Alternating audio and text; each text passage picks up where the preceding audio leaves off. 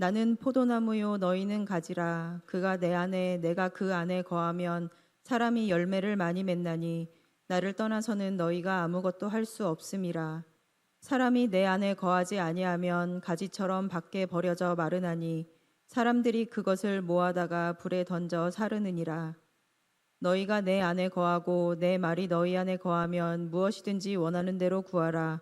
그리하면 이루리라. 너희가 열매를 많이 맺으면 내 아버지께서 영광을 받으실 것이요 너희는 내 제자가 되리라. 아버지께서 나를 사랑하신 것 같이 나도 너희를 사랑하였으니 나의 사랑 안에 거하라. 내가 아버지의 계명을 지켜 그의 사랑 안에 거하는 것 같이 너희도 내 계명을 지키면 내 사랑 안에 거하리라. 내가 이것을 너희에게 이름은 내 기쁨이 너희 안에 있어 너희 기쁨을 충만하게 하려 함이라. 함께 읽겠습니다. 내 계명은 곧 내가 너희를 사랑한 것 같이 너희도 서로 사랑하라 하는 이것이니라. 아멘. 네, 여러분 반갑습니다. 하나님께서 일하시는 오산 침례교회 와서 또 귀한 말씀을 한 번도 아니고 세 번이나 전하게 돼서 좀 피곤하지만 또 기쁨으로 귀한 말씀을 전하게 되어 참으로 하나님께 감사드리고요. 여러분 뵙게 되어 반갑습니다.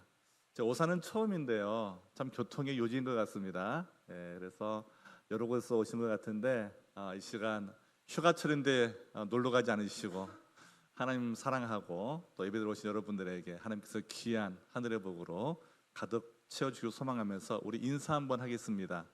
제가 오산에 오니까 세상말로 물이 좋다는 느낌이 듭니다. 장로님부터 얼굴이 너무 미남이시고 권사님들도 너무 환하시고 그래서 제가 깜짝 놀랐어요. 나이가 한 10년은 젊어 보이시더라고요. 그래서 이런 인사 한번 드리겠습니다. 자, 만약 미남 미녀가 죄라면 당신은 사형감입니다. 이해하셨나요? 자, 미남 미녀가 죄라면 당신은 사형감입니다. 서로 이렇게 총 딱 이렇게 한번 하시고 서로 많이 축복해 주세요. 시작. 미남 미녀가 죄라면 당신은 사형감입니다. 역시 오산은 점잖하시군요. 저희 시드니는요 난리 납니다. 네. 잠시 기도하겠습니다. 좋으신 아버지 하나님, 주님께서 귀하게 사용하고 계시는 오산 침례교회 와서 이렇게 시간 주님의 마음을 나누게 하시고 주님의 뜻을 나눌 수 있는 복을 주신 아버지께 감사를 드립니다. 바쁘고 분주한 일상생활 속에서 또 휴가철에 놀러 갈 수 있지만 시간을 쪼개어 먼저 하나님께 예배하러 나온 귀한 주님의 자녀들을 축복하여 주시옵소서. 하늘의 문을 여시고 인생 속에 닥친 슬픔과 걱정과 염려와 근심을 하늘의 평화로 평강으로 가득 채워 주시옵시고 주님의 위로로 함께하여 주시옵소서. 부정한 종이 섰습니다. 주님께서 필요한 말씀을 잘 대언할 수 있도록 역사해 주시고 이 시간을 통하여서 생명의 말씀이 강단을 통해 흘러갈 수 있도록 도와 주시옵소서. 감사하고 사랑 많으신 우리 주 예수 그리스도 이름으로 감사하며 간절히 기도드립니다. 아멘. 인생을 살다 보면 행복해지고 싶은데 행복하지 않아서 눈물 지을 때가 많이 있습니다. 사실 저도 하나님의 은혜로 호주에 살고 있지만 호주는 많은 사람들이 부러워하는 그런 곳입니다. 제가 이렇게 한국에 와 보니까요 지하철을 탔는데 너무 슬프더라고요. 무슨 말이냐? 다들 이렇게 하고 있어요. 이렇게 고개를 숙이고 모아폰을 바라보고 있는 모습 보니까 이게 인간이 사는 세상인가 하는 생각이 들었습니다. 그런데 이제 예배드리러 갔는데 저를 반겨주시고 또 환히 웃으면서 인사하시는 오산 침례교회 성도를 보니까 희망이 생겼어요. 하나님이 63년 동안 일하고 계셨고 귀한 어르신들, 장로님들, 권사님들, 집사님들 통해서 일하고 계셨고 이렇게 또 이 세교 성전까지 아름답게 복음케 하셔서 또 이 아파트 단지 오는 많은 분들을 또 하나님 앞으로 인도하는 아름다운 교회를 보니까 하나님이 얼마나 기뻐하실까 하는 생각이 들었습니다. 여러분 그렇게 생각하십니까? 그런데 이 시간 우리 한 가지 더 생각해 보면 좋겠어요. 우리가 예수 믿고 나면은요 마음도 기뻐지고 행복해지시죠? 저 이렇게 조용히 하시니까 제가 설교할 힘이 생깁니다. 여러분 신앙생활은요 결코 슬픈 일이 아닙니다. 신앙생활은 신나고 즐거운 일이에요. 왜요? 내가 예수님 만나 하나님의 자녀가 되었고 천국 백성이 되어서 천국의 소망을 두고 이 험한 세상 나그네 길이지만 우리가 우리의 본향을 위해 살아갈 수 있기 때문이죠. 그런데요, 그렇게 만만치 않죠. 인생을 살다 보면 힘들고 어렵습니다. 그래서 저는 오늘 귀한 이 오산 침례교회 와서 어떤 말씀을 전할까 늘 기도하다가 우리 예수님의 말씀을 묵상하면서 이 공동체의 아름다운 모습을 함께 나누고자 합니다. 우리가 사용하는 대부분의 물건에는요, 수준별로 등급이 매겨져 있습니다. 똑같은 제품이라도 등급이 있다는 것입니다. 사용자의 용도나 제품의 품질에 따라서 가격의 차이가 나기 때문이죠. 예를 들면 자동차를 구매할 때도요, 등급이 있습니다. 자동차를 그냥 교통의 수단으로 사용하신 분들은 최하 등급의 자동차를 사도 상관이 없을 것입니다. 하지만 편안함, 기동력, 안정성을 고려한 그러한 분들은 높은 기대감을 자동차에 가지고 있기 때문에 자동차 매니아라면 적어도 프리미엄급 자동차를 타야 합니다. 그래서 자동차 가격은 같은 몸집과 같은 무게임에도 몇 배 아니 몇십 배의 차이가 나기도 합니다. 저에게 장로님이 계시는데요, 40대 초반의 장로님이세요. 15년 전에 저를 만나서 예수님을 만나고 새로운 인생을 살기 시작했고 이제 사업을 하면서 열심히 하나님 나라를 세워가고 있는데요. 처음에 저를 만났을 때 그때는 이제 시드니에 와서 비자도 없고 그러니까 교통의 수단으로 자동차가 필요했습니다. 그때 자동차 바로 현대 엑셀을 중고차를 샀는데 가격을 물어보니까 1,500불이에요. 우리나라로 하면 한 130만 원 정도 되는 중고차를 산 겁니다. 가다가 차가 서요. 그래서 저한테 저러면 제가 또 차를 몰고 가서 차를 밀어주고 그랬습니다. 근데 그 중고차 가다가 서는 그 차를 가지고요, 무려 목장 분가를 13번 했습니다. 그러니까 비록 중고차라도 교통수단으로 왔다 갔다 하면 되니까 그래도 하나님 나라를 할 수 있고 일하러 출퇴근할 수 있는 겁니다. 하지만 어떤 사람은 또 아이를 안전하게 또 이렇게 학교에 보내고 싶어서, 그리고 또 이제 뭔가 나의 어떤 회사의 포지션에 맞게 살아가려면 더 높은 등급의 차를 사야 되는 것이죠. 자, 우리 인생의 행복도 수준에 따라 등급이 있다는 것을 우리가 깨달을 수 있습니다. 다시 말해서 행복에도 등급이 있다는 것입니다. 가장 낮은 등급의 행복은 외적으로 무언가를 내가 소유하게 되었을 때 얻게 되는 행복입니다. 이것은 육체의 만족과 관련이 있고요, 이것을 얻었을 때 한순간 행복이죠. 인스턴트 행복이라고 말할 수 있습니다. 이 행복은 우리의 육신에는 만족을 주지만 우리의 영혼을 건강하게 만들지 못하고 그때그때 허기를 해결하기 위한 작은 만족을 줄 뿐입니다. 그렇다고 성경이 뭔가를 소유하는 이 행복에 대해서 부정적으로 말하는 것은 아닙니다. 하나님께서는 이런 행복을 일종의 분복이라고 말씀해 주십니다. 전도서 5장 18절 말씀을 다 같이 개역 한글판으로 읽겠습니다. 시작. 사람이 하나님의 주신 바 그 일평생을 먹고 마시며 해 아래서 수고하는 모든 수고 중에서 낙을 누리는 것이 선하고 아름다움을 내가 보았나니 그것이 그의 분복이로다. 그래서 저와 여러분 인생을 살면서 집을 사고 좋은 학교에 진학을 하고 졸업을 하고 회사에 취직하는 거, 여러분 이거 누리시기 바랍니다. 어떤 분들은 너무 겸손해서 그걸 말 안 해요. 왜 이걸 누려야 되느냐? 그걸 누리면서 그런 낮은 등급의 행복을 추구하는 많은 이제 비신자들에게 예수 믿으면 저렇게 잘 되나? 이렇게 우리가 영향을 줄 수 있는 것입니다. 오산시에 복음화에서 헌신하는 이 오산 침례교회 많은 교우들이 저는 잘 모르지만 오늘 말씀처럼 하나님께서 먹고 마시며 누리는 그 복을 주실 때 여러분 그것을 하나님을 높이며 자랑하시고 많은 영혼들에게 그 사랑을 흘려보내 주시기를 예수님의 이름으로 간절히 축원드립니다. 하지만 여기에 만족하면 안 돼요. 중간 등급의 행복이 있습니다. 그것은요, 사람들과의 관계를 통해 누리는 행복입니다. 자, 친구 관계, 또 학교 선후배 관계, 직장 동료의 관계, 여러 관계들이 있겠지만 사람과의 관계 속에서 가장 친밀도가 큰 것은 바로 가족 사이에서 누리는 행복입니다.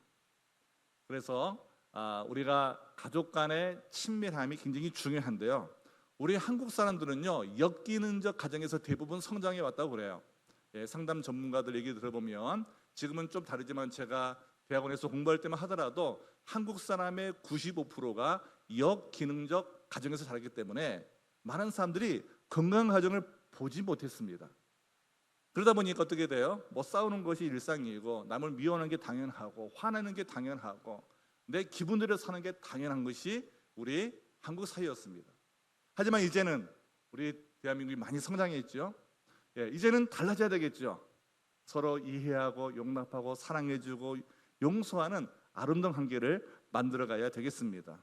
저도 이제 부목사까지 한국에서 이제 사역을 하다가 1년쯤 돼가지고 서부 호주 퍼스로 제가 유학 및 이민을 가게 되었습니다. 2001년 6월에 이렇게 유학 및 이민을 가게 됐는데 거기서 한 3년 정도 공부하면서 청년들을 이렇게 전도하게 되었어요. 한 작은 한인교회 청년부를 맡아가지고 5명 청년부를 한 이렇게 1년 했는데 120명까지 모이게 됐습니다. 그러니까 이제 거기 소문이 났어요. 젊은 목사가 와가지고 공부하면서 많은 청년들을 전도하고 이렇게 복음을 전한다. 그때 시드니에서 목회를 잘하시는 한 목사님이 집회로 오셨다가 제 소문을 듣고 저를 이렇게 이제 시드니로 초청했습니다. 그분이 지금은 부산의 수영로교에 계시는 이규훈 목사님이신데 그분이 저를 그냥 초대했는데 저는 안 갔어요. 그랬더니 나중에 한 5개월쯤 후에 이제 이사짐센터 차를 보냈습니다. 시드니에서 서부 호주 퍼스까지 차를 운전해서 가는데 이사짐센터 차 큰 트럭으로 가면은요 5박 6일 걸립니다. 굉장히 먼 거리죠. 같은 나라인데. 그리고 이제 하루 종일 또 이제 이틀 정도 짐을 이제 싸가지고 저는 이제 3, 4일 뒤에 비행기 타고 출발하고 와보니까 아직도 트럭이 오지 않았습니다. 트럭이 돌아오는 데는요 9박 10일 걸렸습니다. 자, 이렇게 먼 거리를 이렇게 하나님께서 인도해 주셔서 제가 시드니에 오게 되었고 시드니에서 또 열심히 이렇게 이제 부목사 생활을 하다가 3년쯤 되었을 때 오커넌 목사님의 집회 이후에 충격적인 훈계를 듣고 성경을 연구하기 시작했습니다. 그때 사람이 변하지 않는 것에 대한 고민을 하다가 성경대로 목회하면 하나님께서 사람을 바꾸신다는 확신을 가지고 그때 이제 휴턴에 있는 가정교회 목회자 세미나에 참석해서 자, 이런 교회가 시드니 하나만 있으면 목사님도 행복해지고 성도도 행복하겠다 그런 마음을 하나님이 주셨어요. 그래가지고 부목사 때 다시 돌아와가지고 목사님 이런 교회를 하면 어떨까 했더니 목사님은 하지 않으신대요. 하려면 강 목사가 해라. 이래가지고 제가 이제 기도하면서 말씀을 연구하다가 로마서 6장 4절 말씀에서 하나님의 부르심을 받았습니다. 로마서 6장의 맥락이 그렇습니다. 예수님의 십자가의 죽으심과 부활하심 우리에게 새 생명을 주려 하십니다. 그래서 저희 교회 이름이 새생명교회입니다.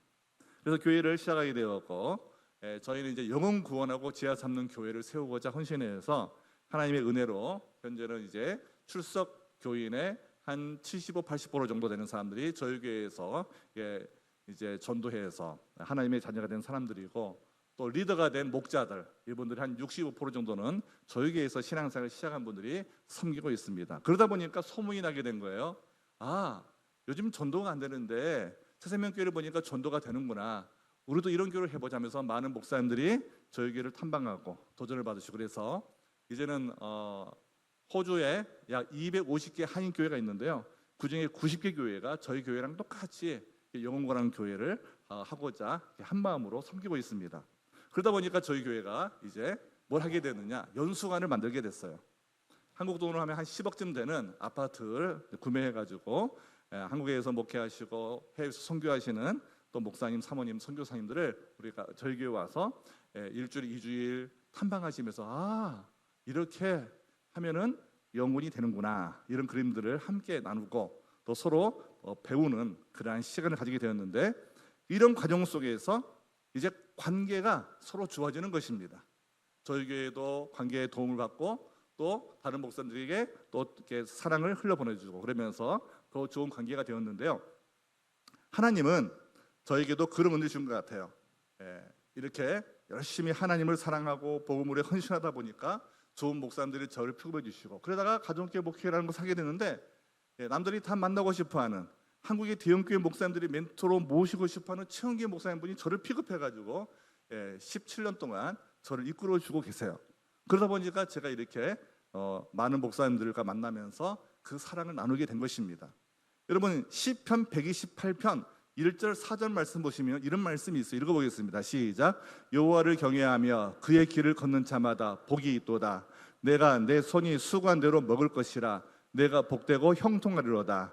내 집 안방에 있는 내 아내는 결실한 포도나무 같으며 내 식탁에 둘러앉는 자식들은 어린 감나무 같으리로다. 여호와를 경외하는 자는 이같이 복을 얻으리로다. 믿습니까? 하나님을 경외하고 하나님을 사랑하고 하나님을 예배하고 그리고 하나님의 기뻐하는 삶을 살아갈 때 하나님은 우리에게 만당의 복을 허락하시는 것을 믿으시기 바랍니다. 그래서 이렇게 우리가 만당의 복을 누리며 살아가는데 이것으로 만족하면 될까요? 이런 말이 있더라고요. 산과 사람은 멀리서 볼 때는 아름답다.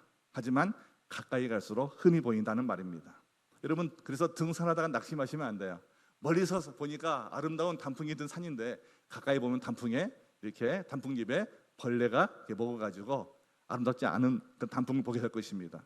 또 이제 사람들의 관계에도 너무 아름다운 관계인 것 같았는데 사귀다 보니까 힘들어요. 여러분 그것 때문에 낙심하면 안 됩니다. 왜요? 우리 인간은 죄인이기 때문에 연약한 모습이 많이 있어요. 그럼 우리가 어떻게 되느냐? 거기에 머물지 말고 관계의 중심이 행복에 머물지 말고 이제 한 단계 더 앞으로 나아가야 진정한 행복을 맛보게 된다는 것이죠. 자, 행복의 그런 대신은 하나님께서는 우리가 중간 단계 행복에서 만족하지 않고 최상급의 행복을 나누기를 우리가 누리기를 원하십니다. 이 행복은 하나님과의 진정한 연합 속으로 들어가는 행복입니다. 마치 태아가 어머니 모태 안에 있는 것과 같은 완벽한 안정감이고 그러한 행복을 말하는 것입니다. 바로 하나님과의 연합입니다. 그래서 진리이신 예수 그리스도와 연합으로 얻는 행복을 하나님은 우리가 누릴 수 있도록 복을 주십니다. 이것이 세 번째 최고 등급의 행복, 즉 진리를 통한 행복이라는 것이죠. 교회는 그래서 사람들이 많이 모이지만 진리 대신 예수님을 만나 최상급의 행복을 누리는 공동체에 우리가 잊어서는 안 되겠습니다. 예수님이 십자가에서 죽으시고 부활하시고 승천하셔서 이제 예수님이 하늘나라로 가시면서 우리가 하나님과 24시간 교제할 수 있는 놀라운 채널을 열어주셨습니다. 그것이 바로 성령 하나님이십니다. 자, 성령 하나님이 우리와 함께 하시기 때문에 우리는 힘들고 어려운 삶에서도 낙심하지 않고 힘을 낼 수 있는 것이죠. 그래서 여러분 교회는요, 때로는 힘들고 어려운 일이 있더라도 낙심하는 곳이 아닙니다. 나라가 어렵고 경제가 어렵고 또 이제 오산시에 무슨 어려운 일이 생겼다고 우리는 낙심할 필요가 없어요. 이런 과정을 통해서 하나님이 주시는 그 은혜와 사랑을 우리가 누릴 수 있고 그래서 흘러보내주는 공동체로 성장할 수 있기 때문입니다. 여러분 신약 성경을 읽어보시면요 초대교회의 모습이 나옵니다. 사도행전 2장과 또 서신서를 읽어보시면 초대교회의 모습이 잘 기록되어 있는데 최상급의 행복을 맛본 사람들이 함께하는 공동체인 초대교회는요 세상과 다르게 살았습니다. 당시 사람들에게는요 행복을 누릴 만한 여유가 없었습니다. 특히 유대인들은 더욱 그랬어요. 자, 이스라엘이 로마의 압제하에 있었기 때문에 그들은 행복하지 않았습니다. 모두가 행복을 빼앗긴 상실감과 박탈감에 빠져 그 시대의 행복을 노래하고 행복을 누리며 사는 사람이 별로 없었어요. 그런데 예루살렘 교회가 다시 행복을 말하기 시작했습니다. 성령님이 불처럼 바람처럼 임재하시고 베드로의 한 번의 설교로 3,000명이 회개하고 그들이 집집마다 모여서 삶을 나누면서 그들이 복음을 전하자 이제 박탈감과 상실감에 빠진 사람들이 하나님의 사랑을 깨닫고 그들이 행복을 말하기 시작했다는 것입니다. 그 행복의 모습을 사도행전 2장 44절 이하에서 이렇게 설명합니다. 다 같이 한번 읽어보겠습니다. 시작. 믿는 사람이 다 함께 있어 모든 물건을 서로 통용하고 또 재산과 소유를 팔아 각 사람의 필요를 따라 나눠주며 날마다 마음을 같이하여 성전에 모이기를 힘쓰고 집에서 떡을 떼며 기쁨과 순전한 마음으로 음식을 먹고. 아멘. 자, 초대교회 성도들은요 가족 이상으로 자신의 것을 나누고 서로 섬겼습니다. 같은 성령을 소유한다는 이 공통점 하나 외에는 다른 공통점이 하나도 없어요. 성령님을 모시고 사는 것 외에는 공통점이 없지만 그들은 자신의 것을 나누어 서로의 부족을 채워주기 시작했습니다. 더 많이 움켜쥐고 더 많이 소유함으로 행복을 누리는 게 우리 인간의 본성이잖아요. 그런데 초대교회 성도들은 자신의 것을 내어주고 나눔으로 진정한 행복을 누렸다는 것입니다. 그래서 그들의 별명은 세상에 살지만 세상에 속하지 않는 하늘에 속한 사람들이었습니다. 이 땅에 출장 나온 사람들이었고 본향을 향해 달려가는 사람들이었습니다. 이 땅의 사람들과 다른 방식으로 살아가고 다른 것을 추구하고 살고 다른 것을 통해 행복을 누리며 살았기 때문이죠. 그러므로 오늘 우리는 요한복음 15장 5절 말씀을 통해서 예수님을 통해 이 행복을 누리는 비결을 우리가 배워야 됩니다. 한번 요한복음 15장 5절 말씀 다 같이 읽어보겠습니다. 시작. 나는 포도나무요 너희는 가지라. 그가 내 안에 내가 그 안에 거하면 사람이 열매를 많이 맺나니 나를 떠나서는 너희가 아무것도 할 수 없습니다. 아멘. 여러분, 나무와 그 나무에 붙어있는 가지는 둘이 아니고 사실상 하나입니다. 즉 포도나무와 가지는 완전한 연합체라는 것이죠.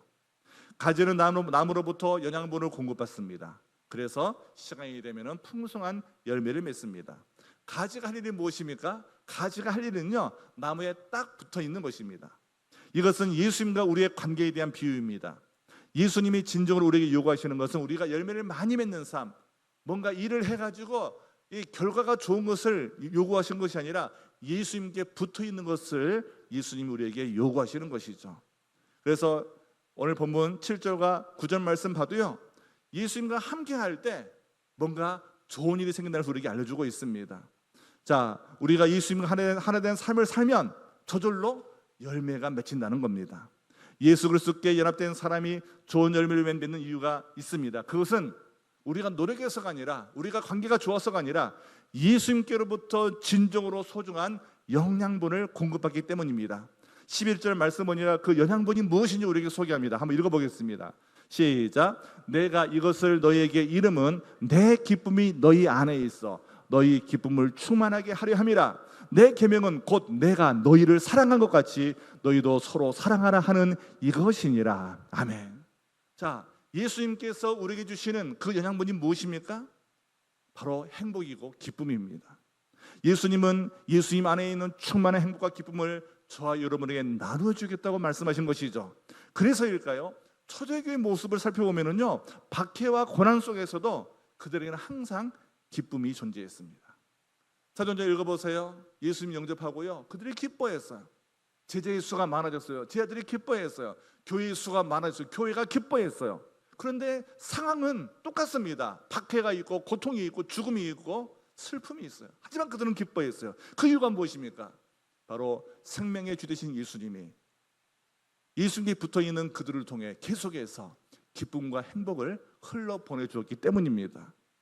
초대교회사를 살펴보면요, 그 행복을 공급받는 그리스도인들이 맺게 될 열매는 바로 서로 사랑하는 것이었다는 것을 우리가 배우게 됩니다. 오늘 12절 말씀이 그거예요.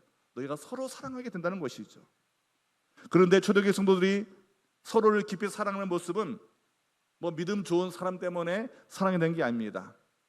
사랑이 많은 사람들이 모여 살기 때문에 서로 사랑하는 공동체가 된 게 아닙니다. 그 사랑의 근원은 바로 예수 그리스도이십니다. 초대교회 성도들이 사랑하게 된 것은 바로 예수님 때문에 예수님에게 있는 기쁨이 그들에게 흘러들어와 사랑하게 되었다는 거예요. 당시 초대교회 성도들은 수많은 핍박과 혼란을 겪어야 했지만 서로에 대한 깊은 사랑으로 하나 돼 모든 고난을 돌파했습니다. 제가 이 세교 예배당에서도 설교를 하고 또 골동 예배 설교를 하는데요, 하나님이 이 예배당에 함께 하시는 제가 느끼게 됐어요. 이번 예배 때는 저는 눈물이 없는 목사예요. 그런데 막 눈물이 나오는 거예요. 앉아있는데 막 눈물이 나오는 거예요. 오늘도 아까 찬양하는데요, 뒤에서 울컥했습니다. 와, 하나님이 이곳에 함께 하시는구나. 여기 있는 성도들이 정말 주님을 사랑하는구나. 힘들고 어려운 이 시대에 살면서 이 아름다운 교회를 세워나가게 다 같이 기도하고 헌신하는구나. 아니, 기도하는데 장학금을 주네요. 제가 충청도 어디를 갔더니요, 교회 이름이요, 다니고 싶은 교회예요. 제가 보니까 오산 침례교회가 다니고 싶은 교회입니다. 아니, 교회 다니는데 청년들은 10만 원씩 장학금 주고 저도 다니고 싶어요. 이거 우리 교회들 하면 안 돼요. 막 이것도 저한테 막 갖고 다닐 것 같아요. 여러분 얼마나 좋아요. 기도한다고 격려해주고 위로해주고 하나님의 사랑을 나눠주는 아름다운 모습이 있지 않습니까? 얼마나 감사합니까? 근데 그 출발점이 어디일까요? 목사님일까요? 아니면 장모님일까요? 권사님일까요? 집사님일까요? 아니라는 거예요. 우리 예수님이에요. 믿습니까? 우리 예수님께서 주시는 그 사랑과 그 기쁨을 함께 나누는 교회이기 때문에 아름답게 교회가 세워져 있는 것을 기억하시길 바랍니다. 그래서요, 여러분 거대한 로마 제국 속에 있었던 이 초대교회 성도들은요, 작은 먼지 같은 존재였어요. 작은 벌레 같은 존재였어요. 그런데 주님을 사랑하는 마음으로 서로 사랑하며 섬기니까요, 초대 그리스도들에게 영향력이 생겼습니다. 이것을 로마의 역사가 타키투스는요 이렇게 기록했어요. 한번 읽어보겠습니다. 시작. 저들은 세상을 변화시킬 것이다. 저들은 서로 사랑하기 때문이다. 믿습니까? 여러분 63년 된 이 오산 침례교회가 이 오산시를 변화시켜가고, 제가 이제 2부 때 좀 더 알게 됐는데, 와, 복지관이 많네요. 8,000명이 되는 어르신들을 섬기고 있네요. 이거 어떻게 된 겁니까? 오산 침례교회 성도들이 먼저 섬기고 사랑하니까 오산시에서도 이제는 우리를 도와달라고, 당신들이 이 어른들을 맡겨달라고 도움을 요청하는 교회가 되었다 하잖아요. 이때 여러분 뭐 해야 될까요? 팔짱 끼면 안 됩니다. 섬기는 손을 가지고 함께 봉사해야 되는 거예요.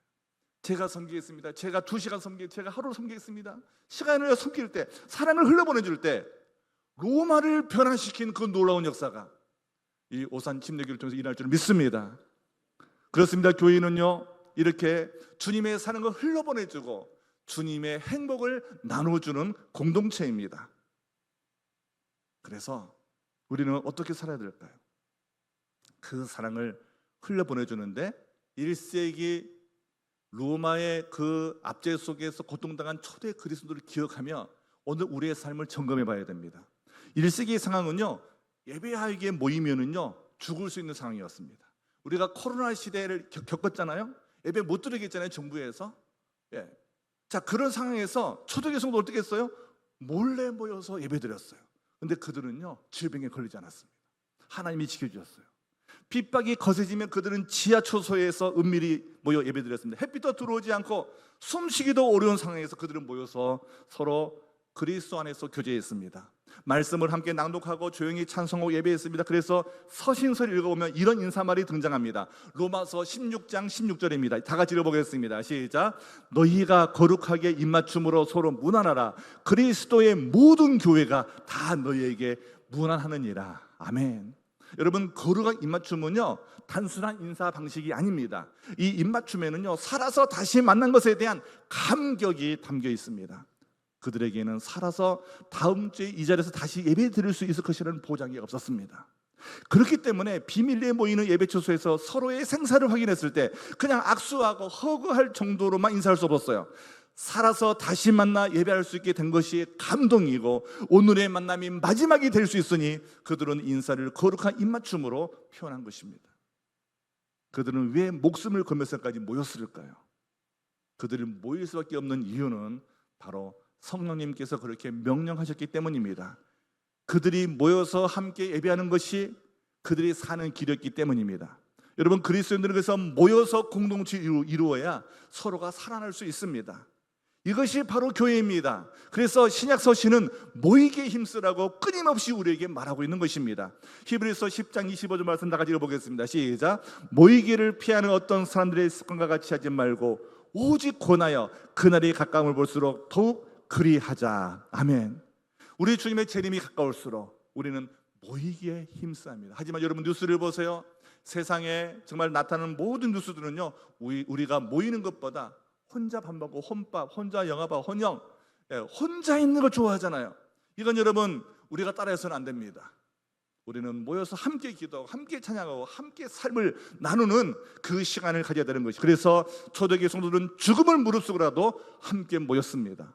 여러분, 육체적인 생명은 잃어버릴 수 있지만 영적으로 살기 위해 그들이 모였다는 것을 기억해야 됩니다. 그들이 모여서 교제하자 그 행복은 배가 되었고 그 어떤 상황도 그들의 기쁨을 빼앗지 못했습니다. 이것이 바로 교회입니다. 모이는 것이 교회입니다. 그러나 때로는 우리는 흩어져야 합니다. 우리는 잘 흩어지게 모이는 것입니다. 초대의 교회는 열심히 모였기 때문에 핍박이 있을 때 잘 흩어져 가지고 복음을 전할 수가 있었습니다. 열심히 모여 기도하고 교제하는 힘이 있었기 때문에 잘 흩어졌고, 흩어진 곳에서 복음을 전하는 사명을 감당했던 것이죠. 그들은 가는 곳마다 회당 중심으로 모였고, 흩어지면서도 예수 그리스도의 사랑과 그 기쁨을 전했던 것입니다. 그러므로 교회는요, 사랑과 선행을 격려하는 행복한 공동체임을 기억해야 되겠습니다. 말씀을 정리합니다. 우리는 교회의 머리 되신 예수님 안에서 그 사랑을 흘러보내주는 그러한 사랑의 공동체, 행복의 공동체입니다. 그런데 우리가 완벽하고 완전해서 우리가 섬기는 게 아닙니다. 사랑하는 게 아닙니다. 지상의 교회는 완전하지 않습니다. 부족합니다. 연약합니다. 하지만 하나님은 이런 연약한 교회를 통해서 진정한 행복, 최상급의 행복을 맛보게 하신다는 것을 꼭 기억하시기 바랍니다. 우리가 예수님과 연합할 때, 동행할 때 예수님이 가신 기쁨과 행복이 우리에게 흘러 들어오게 되고, 그 사랑의 열매를 맺는 제자의 삶을 우리가 살 수 있다는 것을 꼭 기억하시기 바랍니다. 그 결과 우리는 세상이 감당할 수 없는 행복한 삶을 살게 되어 영향력이 있는 그리스도로 살아가게 될 것입니다. 그러면 마지막으로 최상급 행복을 누리는 사람의 특징이 세 가지가 있는데요. 첫 번째는요, 영적인 매력이 있다는 것입니다. 이게 무슨 말입니까? 시대는 악해지고 살기 힘들어지고, 국가적으로, 경제적으로, 사회적으로 어려움이 있어도 예수 믿는 그 사람에게 뭐가 있어요? 주님이 주신 기쁨이 있고, 그리고 오늘 또 내가 예배할 수 있는 이 기도의 자리가 있고, 내가 오늘 또 누구를 섬길 수 있는 자리에 있는 그 감사가 있고, 또 이제 희생할 줄도 알고, 인내할 줄 알고, 충성할 줄 알고, 절제할 줄 알 때, 이것을 우리가 정리하면, 한마디로 말하면 영적인 매력이 있다고 말할 수 있는 것입니다. 자, 옆에 있는 분들에게 이렇게 한번 서로 축복하면 좋겠습니다. 당신에게 영적인 매력이 있습니다. 시작. 당신에게는 영적인 매력이 있습니다. 여러분, 서로 매력을 느끼세요. 와, 우리 오산 침례교회는 매력이 있는 교회다. 하나님 일하시는 교회고, 정말 어려워도 힘들어도 기뻐하고 감사하고 섬기는 이 아름다운 모습이 있는 교회다. 이걸 서로 자랑하시기 바랍니다. 하나님을 높이시기 바랍니다. 더 나아가 최상급 행복 공동체에는요, 어떤 사람들이 모이느냐? 주님의 사랑을 흘러보내는 통로가 되는 사람들이 모입니다. 이건 무슨 말이냐? 나 혼자 좋아서 그냥 돈 주고 돈 주면서 밥 먹으라 이런 게 아니라요, 그 사람이 잘 되도록 기도해주고, 그 사람이 성공하도록 끝까지 보살펴주는 것을 말합니다. 제가 가족교회라는 이 작은 목회를 하면서요, 지금도 비록 연약하지만 왜 많은 목사님들이, 왜 많은 선교사님들이, 왜 전 세계 많은 교회들이 저희 작은 교회에 관심을 갖는지 아십니까? 한 성도가 자기가 기도하는 VIP, 예수 안 믿는 사람이 잘 되도록 섬겨주고 있는 거예요. 여러분, 이런 삶을 살 때 세상을 변화시킬 수 있는 것입니다. 그러면 오늘부터 여러분, 아내는 남편을 성공시키고, 남편은 아내를 성공시키고, 자녀는 부모를 성공시키고, 부모는 자식을 성공시키고, 여러분 교회에서 성도님들은 목사님을 성공시키고, 목사님은 여러분들 성공시키고, 이런 아름다운 분위기를 만들어 가시길 바랍니다.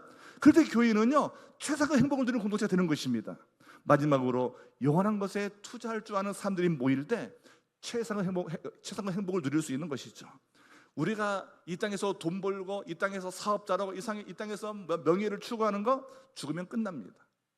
하지만 영원한 하나님의 나라는요, 우리가 죽어도 영원히 우리가 천국에서 누리게 되는 그 나라이죠. 그러므로 우리 이 땅에 살면서 썩어질 것을 추구하지 말고 영원한 것에 투자할 줄 아는 지혜를 가지시기를 예수님의 이름으로 간절히 축원드립니다.